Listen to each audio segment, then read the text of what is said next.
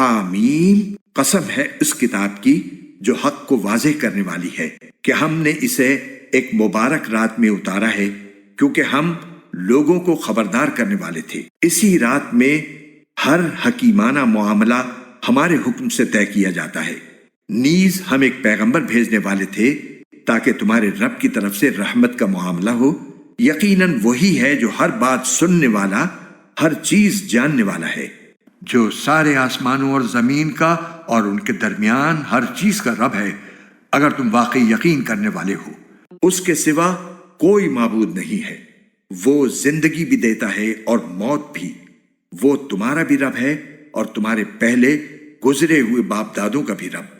پھر بھی کافر ایمان نہیں لاتے، بلکہ وہ شک میں پڑے ہوئے کھیل کر رہے ہیں۔ لہٰذا اس دن کا انتظار کرو جب آسمان ایک واضح دھواں لے کر نمودار ہوگا جو لوگوں پر چھا جائے گا۔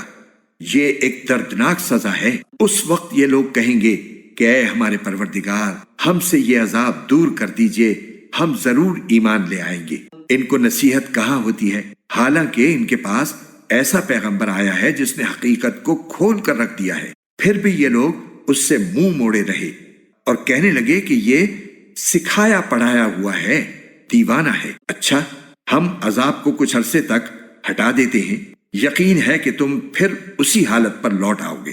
جس دن ہماری طرف سے سب سے بڑی پکڑ ہوگی، اس دن ہم پورا انتقام لے لیں گے۔ اور ان سے پہلے ہم نے فرعون کی قوم کو آزمایا تھا، اور ان کے پاس ایک معزز پیغمبر آئے تھے، اور انہوں نے کہا تھا کہ اللہ کے بندوں کو میرے حوالے کر دو، میں تمہاری طرف ایک امانت دار پیغمبر بن کر آیا ہوں، اور یہ کہ اللہ کے آگے سرکشی مت کرو، میں تمہارے پاس ایک کھلی ہوئی دلیل پیش کرتا ہوں، اور میں اس بات سے اپنے پروردگار اور تمہارے پروردگار کی پناہ لیتا ہوں کہ تم مجھے سنگسار کرو، اور اگر تم مجھ پر ایمان نہیں لاتے تو مجھ سے الگ ہو جاؤ۔ پھر انہوں نے اپنے پروردگار کو پکارا کہ یہ مجرم لوگ ہیں۔ اللہ تعالیٰ نے فرمایا کہ اچھا، تم میرے بندوں کو لے کر راتوں رات روانہ ہو جاؤ، تمہارا پیچھا ضرور کیا جائے گا، اور تم سمندر کو ٹھہرا ہوا چھوڑ دینا، یقیناً یہ لشکر ڈبویا جائے گا۔ کتنے باغات اور چشمے تھے جو یہ لوگ چھوڑ گئے، اور کتنے کھیت اور شاندار مکانات، اور عیش کے کتنے سامان جن میں وہ مزے کر رہے تھے۔ ان کا انجام اسی طرح ہوا، اور ہم نے ان سب چیزوں کا وارث ایک دوسری قوم کو بنا دیا۔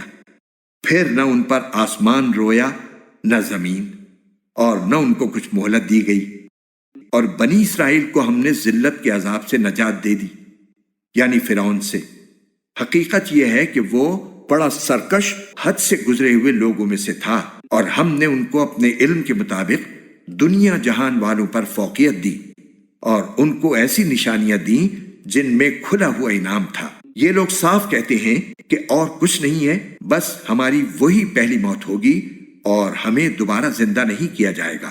اگر تم سچے ہو تو ہمارے باپ دادوں کو اٹھا لاؤ، بھلا یہ لوگ بہتر ہیں یا تبا کی قوم اور وہ لوگ جو ان سے پہلے تھے؟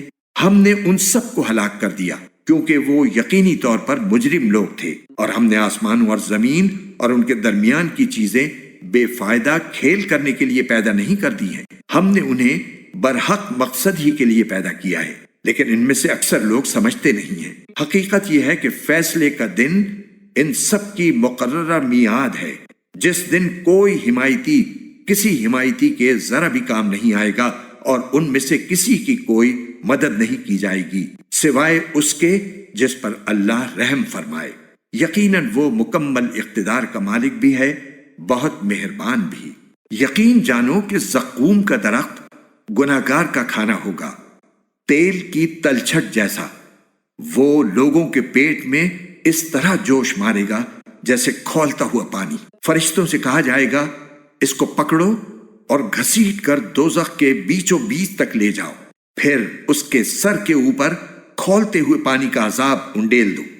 کہا جائے گا کہ لے چکھ، تو ہی ہے وہ بڑا صاحب اقتدار، بڑا عزت والا۔ یہ وہی چیز ہے جس کے بارے میں تم لوگ شک کیا کرتے تھے۔ دوسری طرف پرہیزگار لوگ یقیناً امن و امان والی جگہ میں ہوں گے، باغات میں اور چشموں میں۔ وہ آمنے سامنے بیٹھے ہوئے سندس اور استبرق کا لباس پہنے ہوں گے، ان کے ساتھ یہی معاملہ ہوگا اور ہم بڑی بڑی آنکھوں والی حوروں کا ان سے بیاہ کر دیں گے۔ وہ وہاں بڑے اطمینان سے ہر قسم کے میوے منگواتے ہوں گے۔ جو موت ان کو پہلے آ چکی تھی اس کے علاوہ وہاں وہ کسی اور موت کا مزہ نہیں چکھیں گے، اور اللہ انہیں دوزخ کے عذاب سے محفوظ رکھے گا۔